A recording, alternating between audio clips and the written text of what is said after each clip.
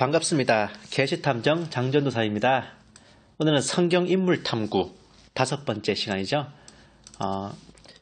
지난번까지 이제 마르다, 아비야, 에벨, 니므롯 이렇게 4사람에 대해서 살펴봤고, 오늘 5번째로 여러분께 소개해드릴 인물은 비느하스입니다. 비너스가 아니라 비느하스. 언제 태어나고 언제 죽었는지 자세한 생물 연대는 미상입니다. 주소는 하나님의 언약궤를 모신 성막, 베델에 있는 성막입니다. 직업은 소시적에는 군인, 나이 들어서는 대제사장, 그리고 언약궤를 모시고선 이스라엘의 지도자까지 되었던 인물입니다. 가족관계를 따져보면 할아버지 아론과 아버지 엘르아살이 있죠. 너무나 멋지고 훌륭하고 그 이상 더 님 좀 짱일 수가 없는, 그 이름도 아름답기 그지없는 비느하스. 로마 신화에 나오는 미의 여신 비너스를 본다는 것인지 이름조차도 간드러지는데, 사실 비느하스의 이름 뜻이 흑형이죠. 흑인, 깜씨 되겠습니다. 정상적으로 교회를 다니고 설교를 듣고 주일학교를 다녔던 분들이라면 역시 들어보지 못한 적이 없는 인물이죠.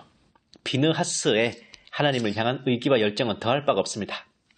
하나님의 진노를 자신의 것인 양 함께 진노하며 우상 숭배로 인한 징벌로 내려진 역병으로 이스라엘 자손이 24,000명이 죽어 자빠지는 와중에도 쎄쎄쎄 여념이 없었던 시브리와 고스비 두 연놈을 긴 창으로 한 큐에 1타 쌍피 꼬치구이로 만들어버린 신화를 민수기 25장 13절에 화려하게 남기는 것으로 비느하스는 구약성경에 성공적인 데뷔를 했습니다. 이토 히로부미를 한방에 날려버린 안중근 의사처럼, 상해 홍구공원을 한방에 박살낸 윤봉길 의사처럼 하나님의 막힌 속을 시원하게 뚜럭뻥으로 뚫어드린 비느하스 의사의 의거에 하나님께서도 극찬하셨죠. 그런 그에게 하나님은 그와 그의 자손들에게 영원한 제사장을 주시는 것으로 치하하셨습니다. 나중에 이제 서기 70년에 이스라엘이 로마에게 완전히 멸망을 할 때도 그때의 대제사장이 비느하스의 후손이라는 말이 있죠. 이 잘난 청년 비느하스의 할아버지는 이스라엘의 지도자 모세의 형이자 대변인인 아론, 아버지는 당대의 제사장 엘르아살입니다. 아버지와 할아버지가 모두 당시 이스라엘에서 당서열 2, 3위의 거물이죠. 신앙적으로도 어느 하나 손색이 없는 로열 패밀리입니다. 신라시대로 치면 송골 귀족에 해당하는 거의 상위 0.5%의 명문가라 하겠습니다. 훗날 사무엘을 키워낸 제사장 엘리에게도 똑같은 비느하스라는 아들이 있었습니다.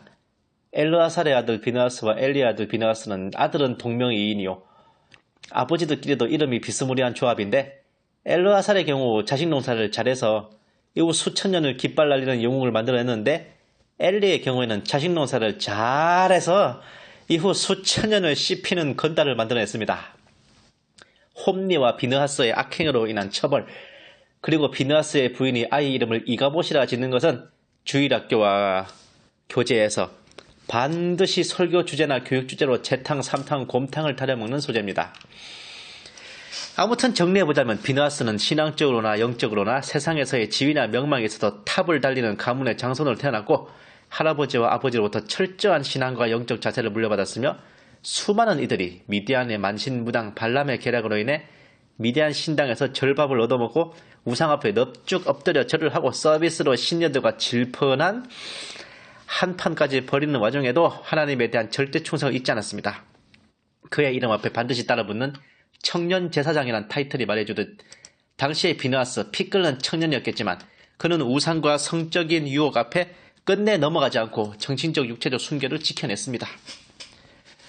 그 본인만 깨끗하고 만 것도 아니에요. 이스라엘 진중의 한복판까지 미디안 여자를 데려와 보란듯이 떡을 치던 그 놈을 그와 함께 여자까지 망설임 없이 창으로 내리쳐 없애버리는 실천하는 믿음.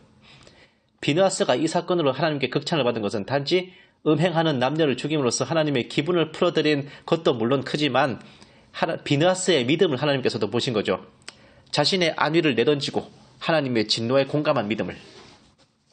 아무리 그때 이런 타락과 역병의 책임을 지고 주요 지휘관들이 목이 매달리는 그런 숙청의 한 와중이라고는 하지만, 비느하스가 죽인 시므리는 시므온 지파의 한 지휘관이었고, 고스비는 미디안의 5 왕 중 하나인 수르의 딸, 즉 미디안의 왕녀였습니다. 시므온 지파의 지휘관 그리고 미디안의 왕녀 이들을 향해 망설임 없이 창을 내리칠 수 있는 사람이 얼마나 될까요? 시므온 지파의 부하들에게 보복을 당할 수도 있었고 미디안의 보복 침공을 당할 수도 있던 상황입니다. 어찌되었든 결코 무사할 수 없는 그 상황에서 비느하스는 자신의 안위 따위는 생각지도 않은 채 오로지 하나님의 진노에 공감하여 담대하게 복수의 창을 내리꽂았던 거죠. 우리는 약간은 쉽게 비느하스와 같이 청년들이여 일어나라 하지만 실제 그 상황에서 비느하스는요. 그 자기의 목숨 건 한판이었어요. 하얼빈 역에서의 안중근 의사, 홍구공원에서의 윤봉길 의사와 같은 마음이었죠. 결코 낭만주의고 멋지기만 한 일이 아니었습니다. 그의 이후 행적은 뚜렷하게 나타나 있지 않지만 그 후에도 그의 화력은 눈부셨습니다. 모세가 미디안을 토벌하러 출전할 때 비느하스는 각 지파에서 1000명씩 12,000명의 돌격대를 지휘해서 마침내 미디안을 멸망시키고 자신이 죽인 고스비의 아버지 수르와 무당 발람의 목을 치는 승리를 거뒀습니다.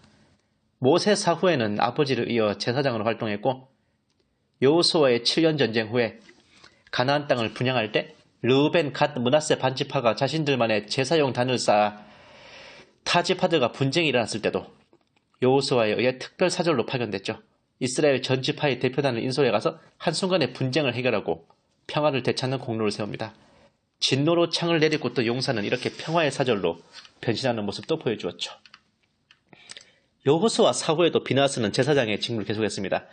그의 집안은 주 70년 이스라엘이 로마의 침공으로 멸망하는 그날까지 제사장의 직분을 이어갔죠. 그리하여 수천 년이 지난 오늘날까지 우리는 그를 청년 제사장으로 기억합니다. 여기까지 본 비느하스는 완벽합니다. 비꼬는 게 아니라 진짜 완벽해요.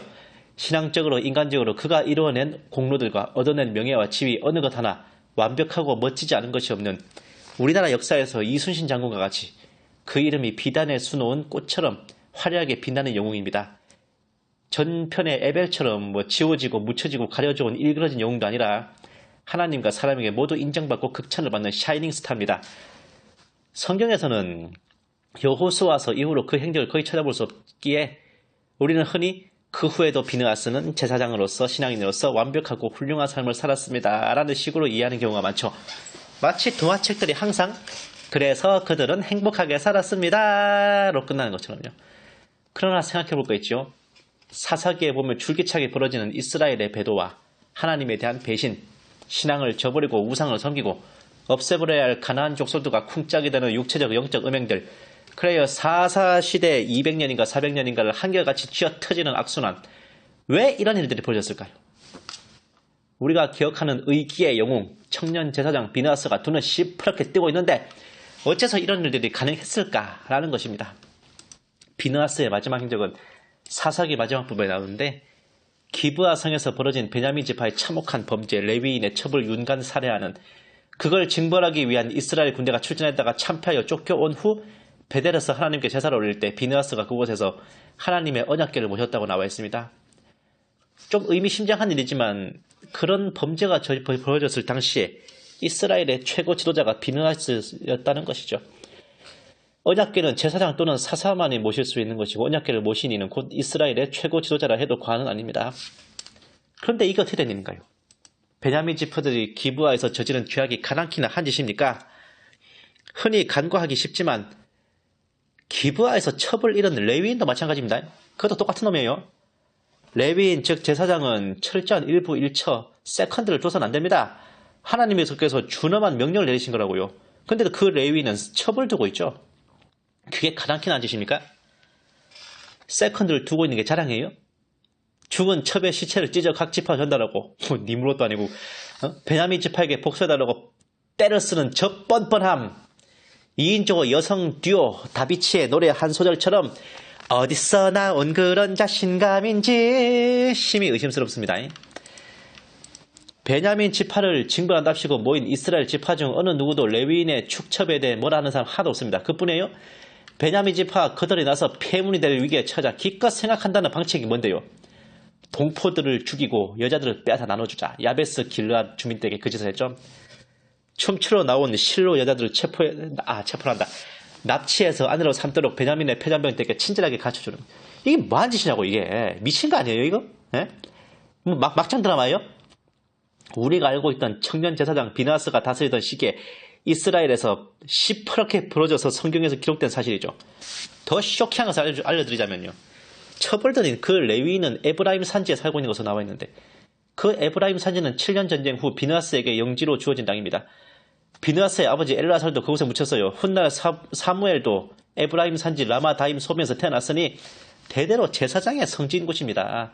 북한으로 치면은 만경대예요. 평양에. 비느하스는 이스라엘 사람들이 벌이는 영적 육적 타락과 죄악을 제어하고 통제하기는커녕 당장 본인이 직접 소유하고 다이렉트로 직할 관리하는 지역에서 벌어진 그것도 자기 동족이자 제사장 동료인 레위인의 축첩 행위조차도 제대로 처벌하지 못했습니다. 세월이 흘러 제사장 엘리의 아들 비느하스는 하나님께 올리는 제물들을 착복하고 성막에서 일하는 여성들과 원나잇 스탠드를 하며 놀아나는 악행을 저지르다 마침내 블레셋과의 전쟁에서 참패 3만 명의 병사들과 함께 죽고 하나님의 언약궤를 빼앗기고 말았습니다. 그의 사망 소식이 들려왔을 때 막 출산한 아내는 영광이 이스라엘에서 떠났다는 의미의 이가봇이라는 이름을 태어난 아이에게 지어주었죠. 의로운 분노로 일어섰던 영웅 청년 제사장 비느하스, 시대를 역행하고 하나님을 위해 일어섰던 그는 그의 만년에 결국 죄악으로 흘러가는 시대를 가로막지 못했습니다. 죄악의 방치와 침묵, 그것은 결국 영광을 이스라엘에서 떠나게 했고 마침내 자신과 똑같은 이름을 가진 또 하나의 청년 제사장 비느하스의 타락과 최후로 끝을 맺었습니다. 비느하스는 우리가 알고 있던 것처럼 신앙의 가정에서 태어나 성장했고 믿음 가운데 거하며 하나님의 진노를 이해하며 공감했고 목숨을 건 의거로서 그 믿음을 실천, 하나님의 마음을 흡족하게 한 인물이었습니다. 소돔과 고모라는 단 10명의 의로운 자가 없어 모조리 멸망했지만 이스라엘 민족은 비느하스 한 사람의 의로 하나님의 진노를 멈추고 명맥을 이어나갔습니다. 청년의 시기에 정욕과 유혹을 이겨내고 육체적인 순교와 영적인 정죄를 지켰고 하나님과 동행하며 빛나는 승리를 거두었고 모세와 여호수아를 계승하여 마침내 이스라엘의 지도자로 우뚝 선 청년 제사장 비느하스, 오늘날까지도 신앙의 인물로 그 위대한 이름이 길이 빛나는 그는 세월이 지나고 노쇠한 때문인지 가르치고 말해봐야 소용이 없었는지 어떤 이유였는지는 모르나 타락해가는 이스라엘 민족을 깨우치지 않았고 그들을 향해 호통을 치지 않았고 시무리와 고스비를 꿰뚫었던 그 서리발 같았던 창날을 두 번 다시 꺼내어 휘두르지 않았습니다. 모세와 여호수아와는 달리 비느하스의 행적이 민수기 이후로는 자세히 안 나오죠. 그가 몇 살에 죽었는지 알지 못합니다. 어쩌면 이것 또한 그러한 그의 말년의 행실을 가려주고 빛나는 청년의 시기만이 기억되도록 하기 위한 하나님의 세심한 배려일지도 모릅니다. 그러나 결코 그의 행실을 잊지 않으신 하나님은 훗날 엘리의 아들이자 또 하나의 청년 제사장 비느하스를 통하여 영광이 이스라엘에서 떠나는 징벌을 내리셨죠. 우리는 시작은 미약하나 나중은 창대하리라 하신 말씀을 압니다. 그러나 시작은 창대하나 나중이 미약한 경우도 있다는 것을 기억해야 합니다. 또한 믿음은 결코 왕년이 아니라 지금 이 순간이라는 것도 기억해야죠. 우리는 청년 비느하스를 우리의 모토로 삼고 달려가고 있습니다. 그러나 말년의 비느하스도 우리의 반면교사로 삼아 어느 순간이라도 뒤를 돌아보며 살펴야 할 것입니다. 그러므로 어디서 떨어진 것을 생각하고 회개하여 처음 행위를 가지라. 그래야지 아니하고 회개치 아니하면 내가 내게 임하여 너의 촛대를 그 자리에서 옮기리라. 기억해야 합니다. 감사합니다.